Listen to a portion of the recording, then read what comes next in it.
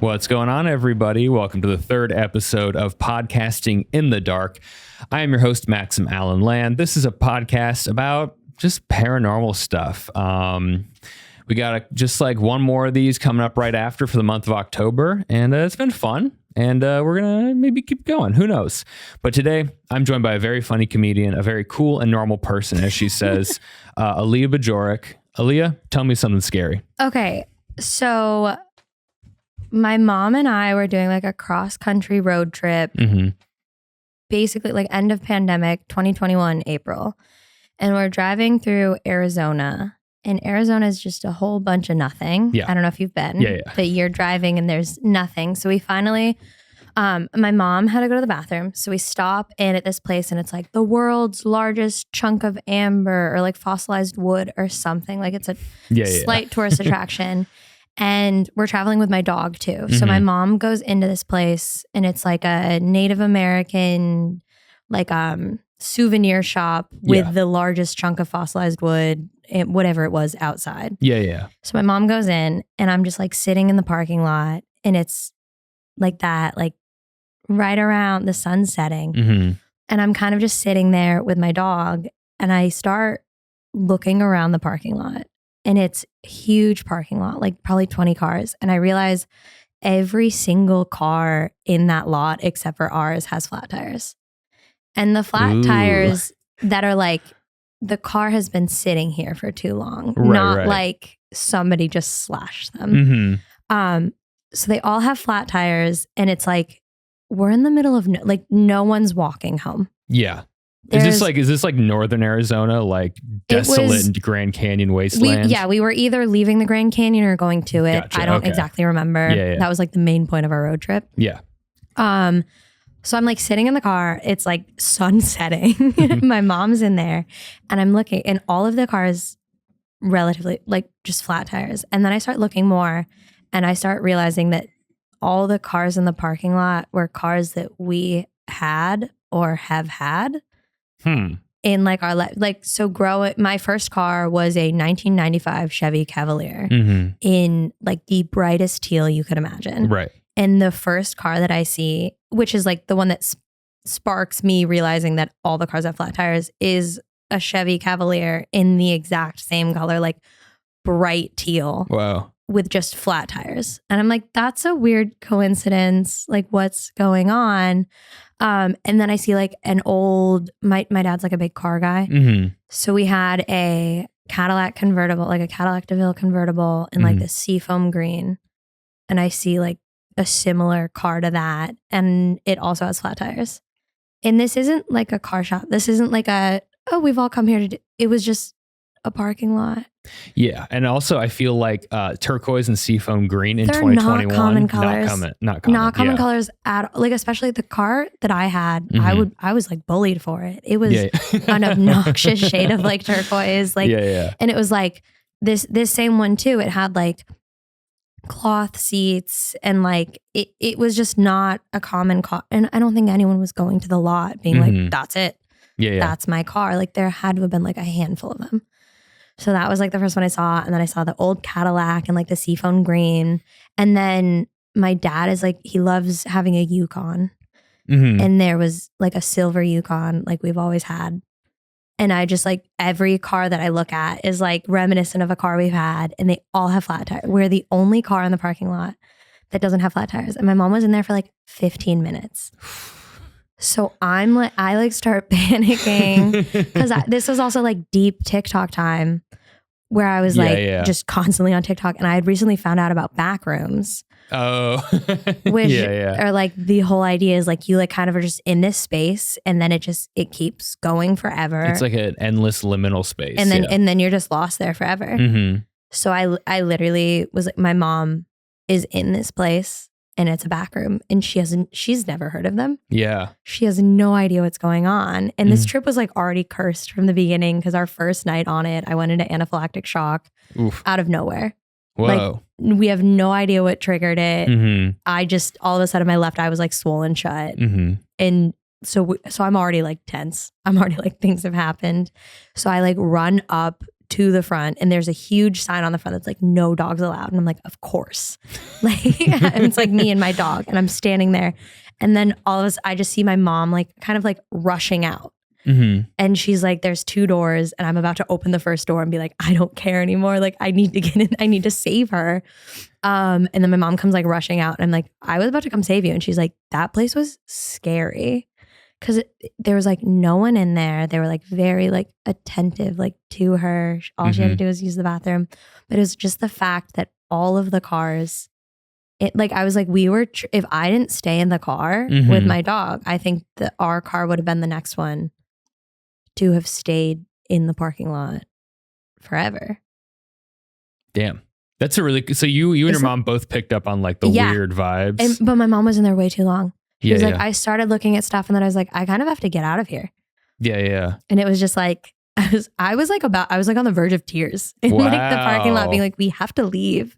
That's crazy. Arizona is just creepy because it's a whole, it's so flat, and there's nothing, and they're like practically begging you to move out there.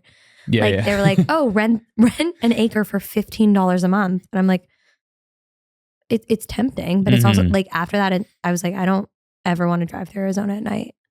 It was terrifying. That's fair. It was so specific to us also. Yeah.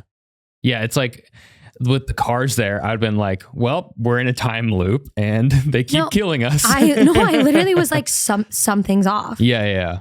Because like I lived in Chicago for a little bit, and I would see a similar car to mine, and I was like, that's a crazy coincidence, but like, that's fine. But like the exact same car in the exact same color, and like flat tires, like it had just been there for years. Like it had just been sitting there. And why were there so many cars in that lot when there was nothing else around? Like the reason we stopped there is because there was nothing else. Right. There was nowhere else to stop. And scary. The fact that like 3 of them were like the exact cars we had. Yeah, I would have freaked out too. I literally I don't think I let her stop for the rest of the night. I was like, we have to get out of the state. I'm done. I'm terrified. Yeah. I mean, a lot of American paranormal encounters are in the Southwest desert because there's just nobody and nothing. And that's the scariest part. Like there's nothing around you, but you can see for miles. Yeah. And you just see that there's nothing. And I'd never experienced that before, but it's like terrifying. I was like, make sure we have like a full tank of gas. We have to get out of, I'm terrified. Yeah. And then I was like explaining to her, I was like, how big, I was like asking her details. It's like, how big was it in there? She's like, it was huge. Like, it felt like it was endless. And I was like, that's how they get you. Like, I was like, I've done my research. I've watched the TikToks. That's it. Like, that's called the back rooms. Yeah, that's called I had to come save you. Yeah. I had to come get you from there. That's wild. Especially like if you have that like deep like fear feeling. Yeah. Because I've only felt that like once or twice my whole life. And it's like something so unexplainable. You're like, this is totally irrational, but like, we something's gotta go. Wrong. Yeah. You're like, if we stay here any longer, something. And my mom was in there way too long to begin with, just for going to the bathroom. Yeah. And I was like, oh, maybe she's like, can I like grab? I was like, it'd be fun to have like a little souvenir. And then the longer it took, I was like, we don't need anything. We need to get out of here. Like it was such like a guttural reaction of like, we cannot be here any longer. Scary. Chills. I don't like it. I hated it. I personally I love that part of the country for road trips because it's empty, but I wouldn't want to spend the night. Not stop anywhere. Like, I don't know. Yeah. There's some places that like, I went on this long road trip with my buddy years ago at the end of college, and we drove like 4,000 miles or something across the US. And by the time we got back, he's like, dude, I'm just so sick of these scary ass methed out little towns. So scary. Yeah. They're so scary. And there's also like snakes and poisonous spiders. So the first night of our road trip, I went into full anaphylactic shock, but I wasn't aware that I was in anaphylactic shock. I thought my contact ripped and my eye was just swelling shut because of it. And my mom was trying to remain calm during it. Yeah. And she kept being like, maybe we should go to the hospital. And I was like, it's just a contact ripping. Like, what are you talking about? And your neck is like... My eye was swelling shut. Like we stopped at a gas station. And luckily my mom just grabbed Benadryl there and was like, you should take this. And I was like, whatever you say, like it's just a contact. Like I was gaslighting myself into believing it was nothing. But then we were staying in Marfa, Texas, which is like known for like its art and it's super cute. There's a Prada store in like the middle of nowhere is like their big like selling point, and it's like a whole thing about consumerism. It's cool to you take a picture and you go. That's what I went for. But we were staying at this place with like yurts is what we stayed in a yurt. Cool. And I was like so drugged out on Benadryl that I had no idea what was happening. And my mom checked in. I'm like half asleep. My mom checked in and then we were walking to our yurt, and apparently there were giant signs everywhere being like, beware of scorpions and rattlesnakes. I no contacts in, Benadryl out, have no idea what's going on. Can't even see the signs. Yeah. And we get to the yurt and I knock out for the whole night. Like I don't wake up until like 10 a.m. the next morning. And my mom had apparently like stayed up the entire night checking under every single crevice, making sure there weren't rattlesnakes or scorpions. And like again, no idea what's going on. The next morning she tells me about it. And I was like, what would you have done if you found one? Like I was like out of it. She's like, I would have left. I would have been out of there so fast. I was like, and just left me in there. She's like, you would have been fine. You had Benadryl in your system. The idea of being like, you're like completely out of it and you're at the Prada store in the middle of nowhere and you're staying in a yurt. I was, because Benadryl knocks me out. And I had not a clue what was going on. I get this sometimes when I like travel for work or whatever, or even when I go back to Colorado for Christmas with my family, I'll like wake up in the middle of the night and like not know where I am. Yes. Okay. Yes. That happens to me often. So I'm like, that would be my worst case scenario. Be like, yes. Where the fuck am I? I wake up and I think I'm in one like bed. Like if I go home for whatever, I will wake up thinking I'm somewhere else. Yeah. And it's so jarring to like wake up and then be like, wait, this is not where I thought it. Or I have a lot of dreams where I'm in my like apartment, but there's like an extra room. Interesting. You never have those? The back room? A little bit. Yeah. It's like all of a sudden I'm like in my apartment and then there's a secret room that I've never seen before. And I'm like, what if I had a dream one time that I sublet my apartment this summer and the subletters had moved all of my stuff into this other room in my apartment. And I came back and I was like upset just because it looked so much better. And I was like, why did I not do that to begin with? And then I woke up and there was not another room. I don't have dreams that are set in my apartment. Really? Thank God. Oh, it'd be too much. I have such vivid dreams that I often get confused for reality. Wow. It's a little concerning. I have really vivid dreams, but they're outside my house all the time. Okay. So I wake up and I'm like, I have like a lot of times it's not like my wife waking up and being like, I had a dream you cheated on me, the classic, but like I wake up and it'll be like, and then I'll be like, okay, we're back to real life. We're good. But let me figure out which bed I'm sleeping in. That's the big one for me is I will literally wake up and I will feel like my mom and my brother should be sleeping in the next room, or I'll forget that I'm not at their house, or like, where the fuck am I? That like jarring experience of like waking up and being like, hold on, what's happening? Do you, have you ever had like a dream like bleed over into reality too much where you like predict something in a dream that happens the next day? I don't know if I've like I get a lot of deja vu where I will literally be like, I have dreamed this situation before. Like I will fully just stop and be like, I know where we are.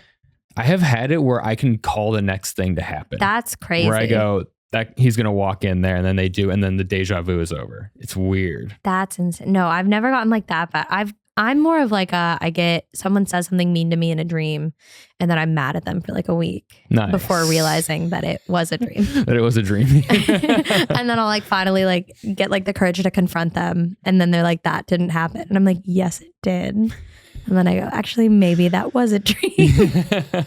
Confront them over text and then leaving you on red and being like, what is this? Like, what is she talking about? It's like someone I haven't seen in months. And I'm like, what you did last week was messed up.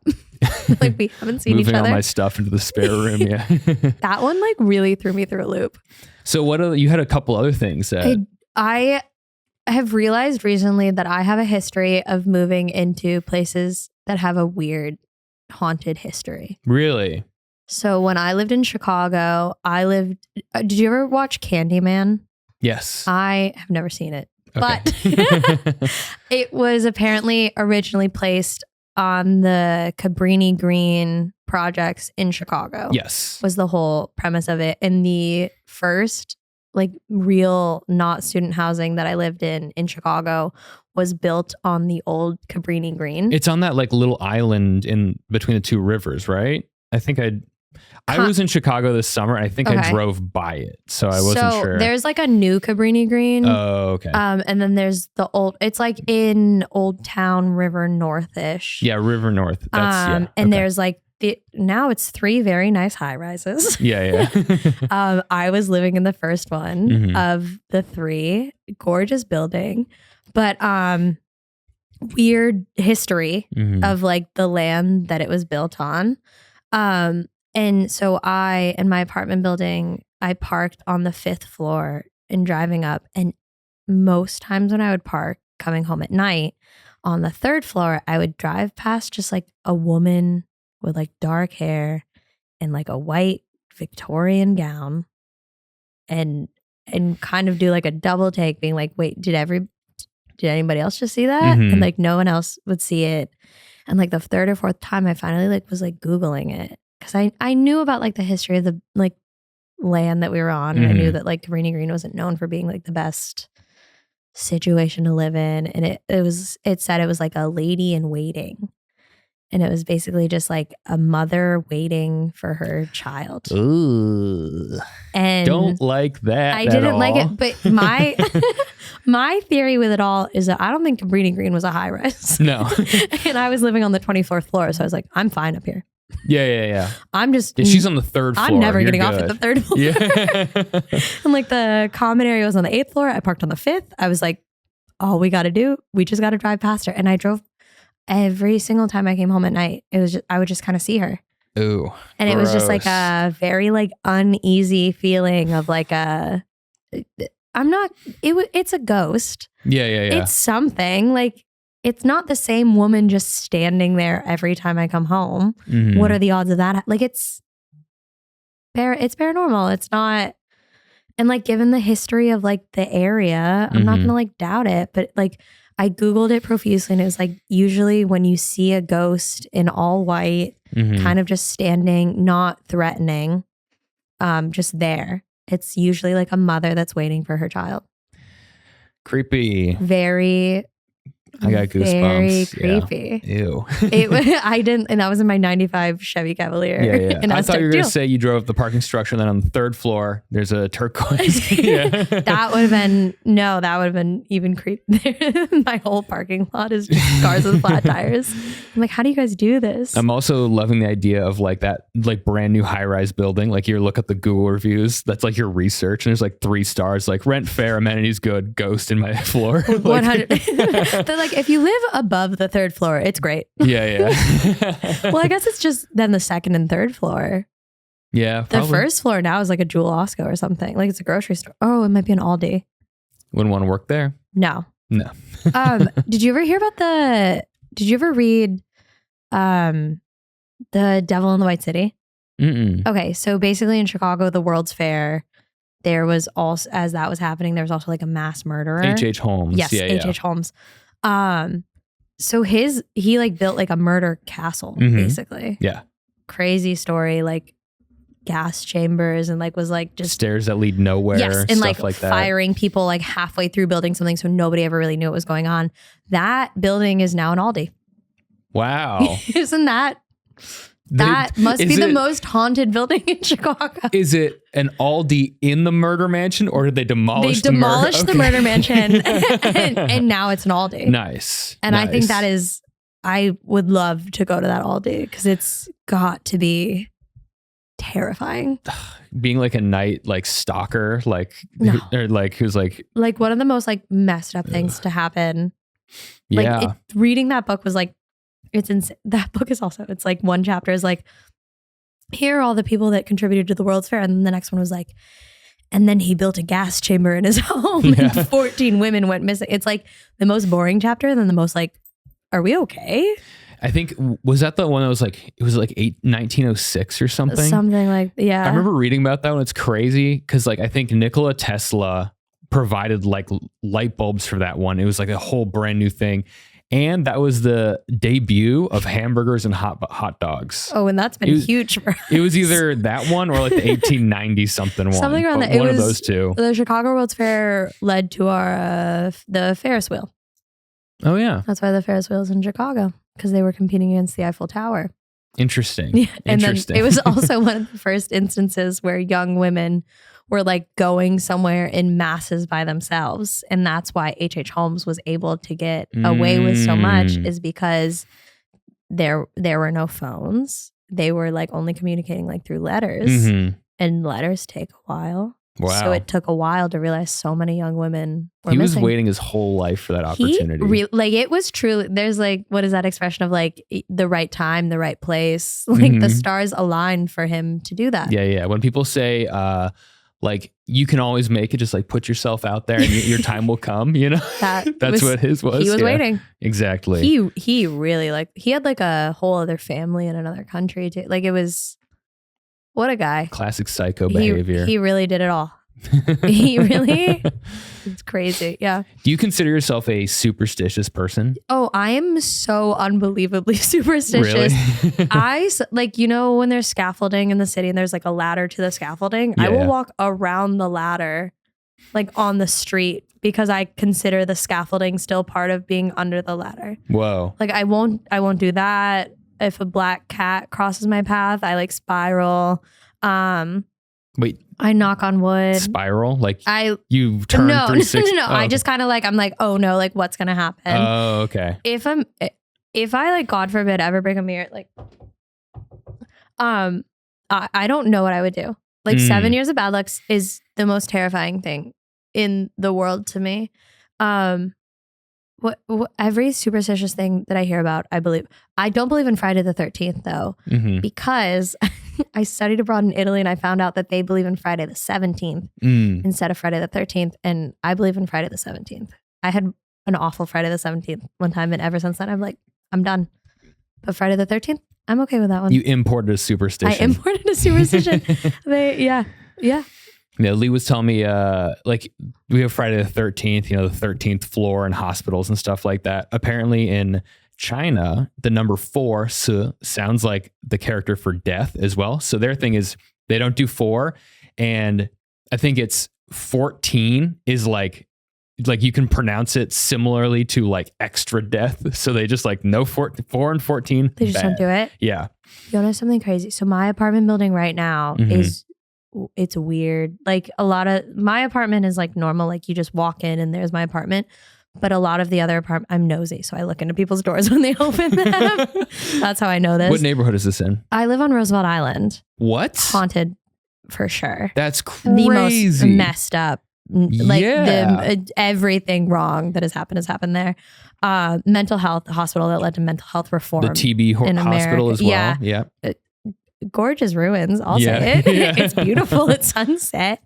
Well, first of all, they turned the old mental health asylum into apartments. Don't live there. People are being shoved, like multiple people into like a 1-person room there. Like, it truly led to like mental health reform where we started taking it seriously. I think the north side of the island is the most haunted part of it. And that's where like the mental health asylum was. But my apartment building, Roosevelt Island has such a messy history.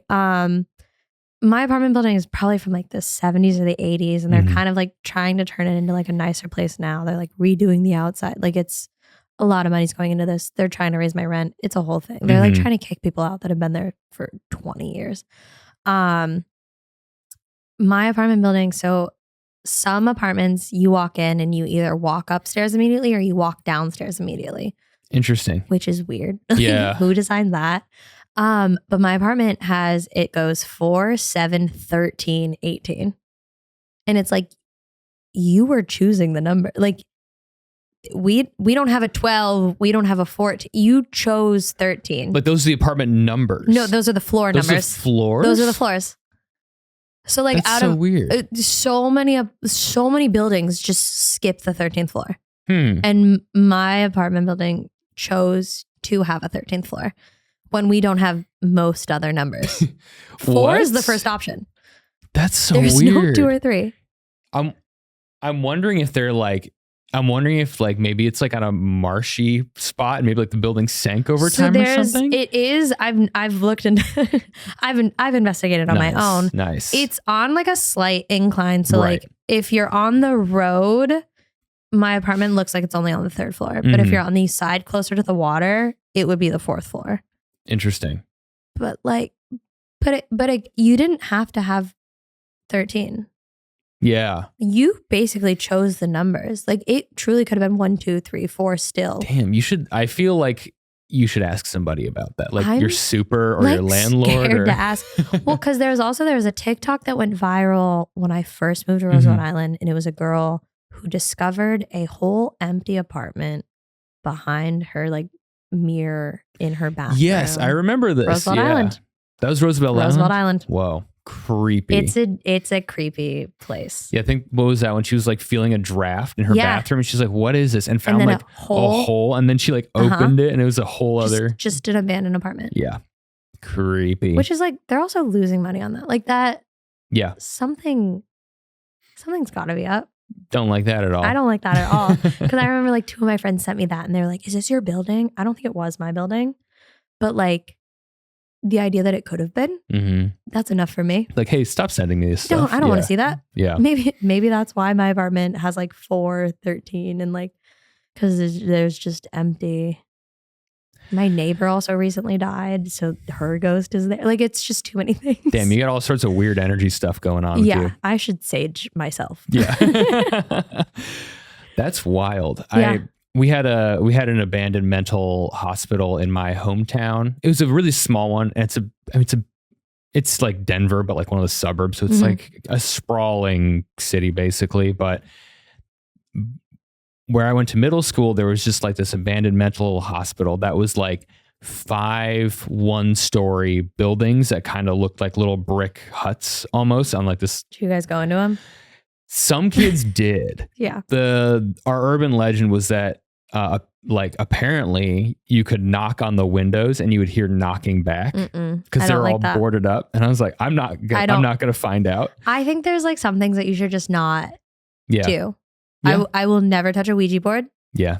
Good call. Because I come up with my own superstitions. I think if you touch a Ouija board and you contact a spirit, that spirit is connected to you forever. Don't do that. Just don't put yourself in those situations. I won't do tarot readings. I won't do them either. Yeah.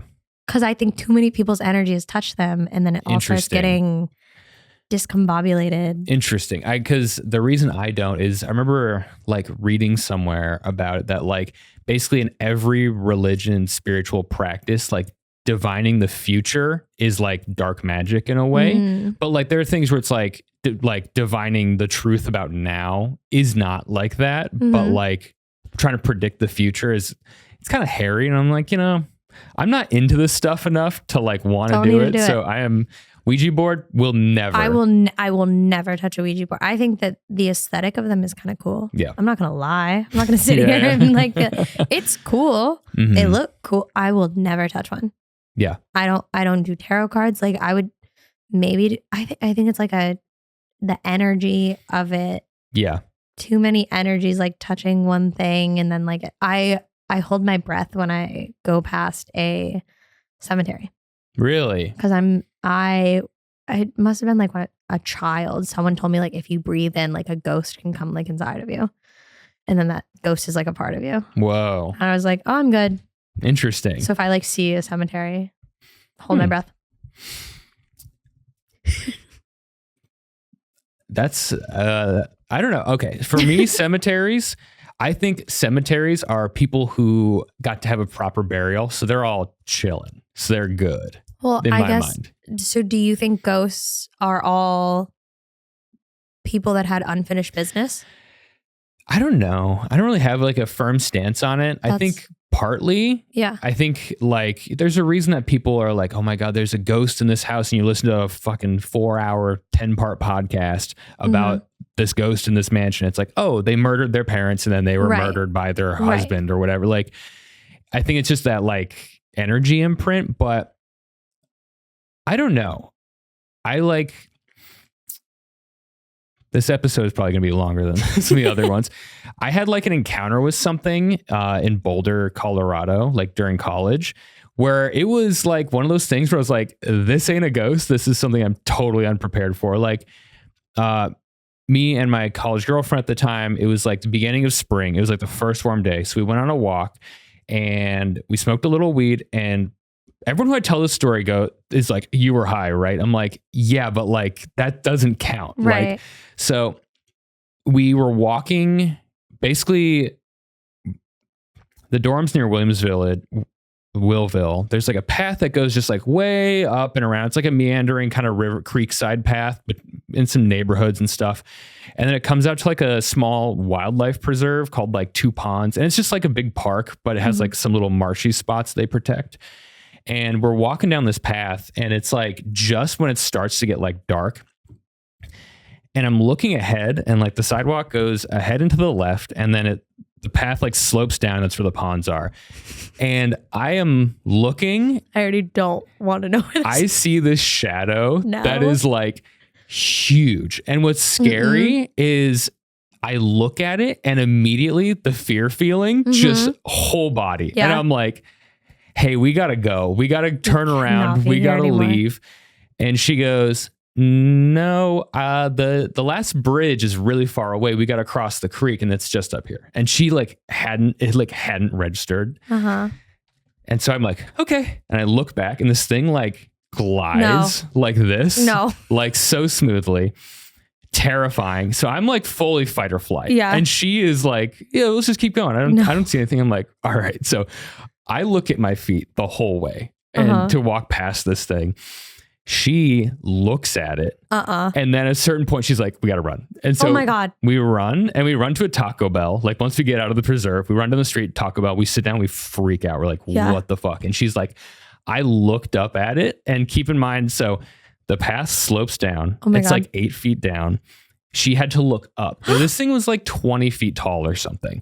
And she said it was just like pure darkness. And it had like arms and legs that were trailing off into like black mist. Like it was a whole thing where we were like, well, you both like were a little high, but like you can't both see the same thing. No. And it's like, I have never been so scared. I'm freaked out in my life. And it was totally unreasonable. It was like one of those things where it's like, later when I rationalize it, I'm like, all that could have happened from my point of view, it could have been like a car with like a weird light passing by that maybe shifted the shadow. Like I could see that.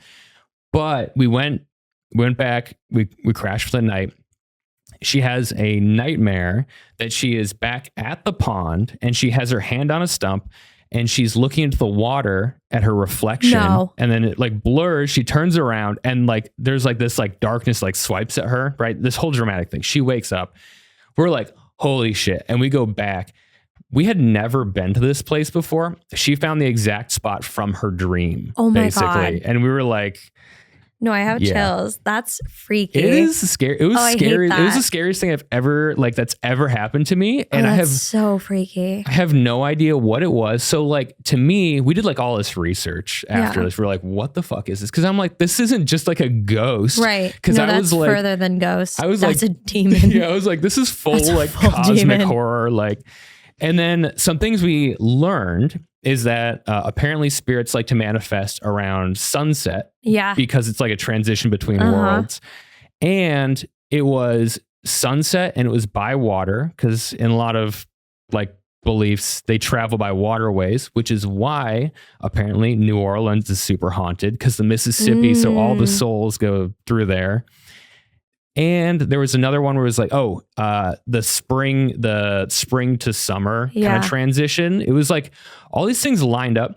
I had a calculus final the next day, and I failed that shit. I was so jarred by it.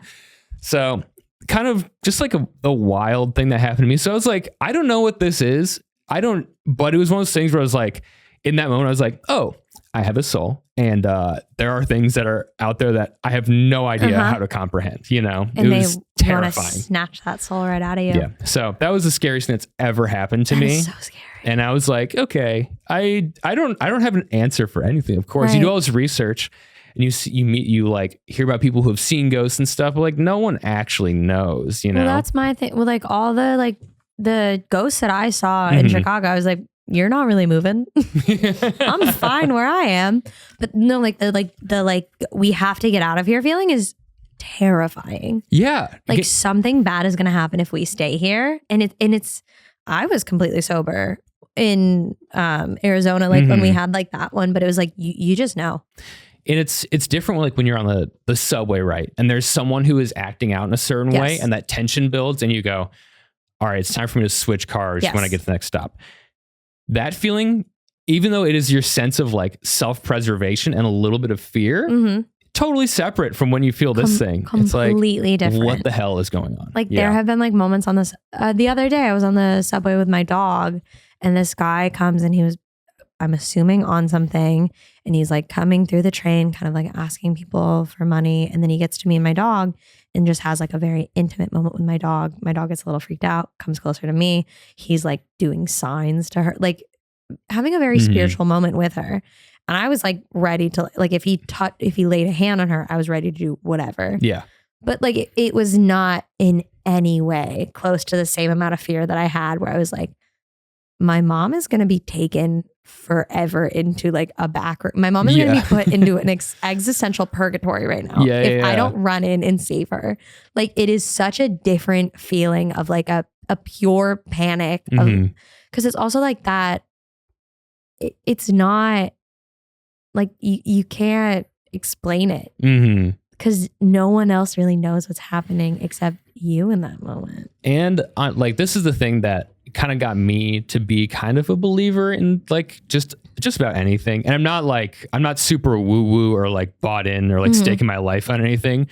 But every single person you talk to has a story that they don't tell anyone because they know no one will believe it. Yes. Yeah. So it's like, oh, this is insane when I say it. And like, if I try to communicate to a group of people will be like, no way, it must have been something else, whatever. It's like, yeah, but you weren't there. And like, I'm sure even if there was something that was different in that moment that made it not true, the fear is so real that you're like, I don't even know how to process this. And that like, it's such a fight or flight, like body. Yeah. And your body knows, like your body knows how to handle these, like, who am I to doubt it? You know? Exactly. It's like, I don't know. It's like your brain has like the paranormal switch and you're like, you don't turn it on, but then something happens and you're like, okay, so we're doing this now. Yeah. No, that is exactly what's happening. And it's, I don't know. Yeah. I'm like a little bit into like, I think that there's gotta be so much more out there, you know? Yeah. There's, just the fact like dogs can sense like tornadoes coming and like all those kind of things. Like there's so much that we don't even understand that's happening around us. Like why wouldn't there be like ghosts and spirits and like otherworldly things? Like of course it's there. Who knows? Final question before we wrap this up. Just curious, as someone who's like kind of superstitious and had this stuff happen, do you like horror movies? Okay, I don't watch a lot of movies to begin with, but I like horror. I don't like gore. That's fair. But yeah. Have you seen the new Suspiria? Okay, I watched it with my friend because she pitched it to me. She's like, "It's a dance horror movie," and we both did ballet together. Right. And I was literally praying during that movie. I was like. I pray for everybody that was in this movie that their souls are safe from damnation. Like I got so spiritual during this movie. I was praying for both of us. It was so messed up. But I was also like, if you told me it was a true story, I would believe it. But I was also like, literally, I was praying. I was like, I pray that whoever wrote this, I pray that their soul finds peace. Damn. I was getting really religious during. Yeah, you got off a little tilted there. I was like, it was so messed up, and the things that I was like this the whole time, and I was praying. Wow. Yeah. Interesting. So you don't maybe you don't like horror movies. I like watching them though. Yeah. But I think that one specifically was a little too demonic for me, where I was like, I do think whoever wrote this needs to be prayed for. What was it called? Suspiria. It was a remake from like the 80s. Suspiria. Dakota Johnson. Okay, the 2018 film. I think so. The 50 Shades of Grey girl was in it. Dakota Johnson, right? Okay. Yep. You got it. So I'm waiting for my wife to get back from China to watch horror movies this month because I love it. Show her that movie. It was so messed up and traumatizing. We'll be fine. It's just I'm not gonna watch it by myself. But like October is like it's horror movie month, but I'm not gonna do that shit alone. Dude, no, do not. I've watched like one horror movie alone, and I was like, when you're alone, I feel like you have to like be like, this is so fake. But then when you're with other people, you're like, this is the scariest thing I've ever seen. I can't do this. Yeah. The one time I watched the one of the few horror movies I've watched alone was Hereditary, and is that the A24 one? Yes. With I watched that. Very good movie. I heard it was so good, and I watched it myself. And the problem is the fucked up thing happens like an hour in, and then you're left with this sinking dread feeling for like 30 minutes. And I was like, maybe I should pause it and then pick it up later. And then I was like, but then there's no resolution. You gotta and then I'm gonna be finish thinking about it. So I watched that one with friends, but one of my friends kind of like kept being like, would stare at me every time something was like about to happen. So it like eased a lot of the tension. Because I was like, all right, I'm very like jump scary, but like he would just be staring at me like ready to like see me like jump. And I was like, all right, I got it. I know something's happening soon. Yeah. Or like I would get warned to close my eyes for like the the car scene. Yeah, that's fair. Yeah, I didn't watch that part. I don't like gore. So thank you so much for coming on the podcast. Thank you for having me. Great talking to you about your creepy shit. So scary. Where can the people find you? Instagram, Alia.Bajorek. That's me. Hell yeah. That's it. It'll be in the episode description, guys. Yeah. Thank you so much for tuning in for another episode of Podcasting in the Dark. If I get enough people who have more ghost stories and stuff, we'll just keep it going all year. But for now, this is episode 3 of 4. And Halloween's coming up by the time this comes out. So enjoy. Bye. Bye.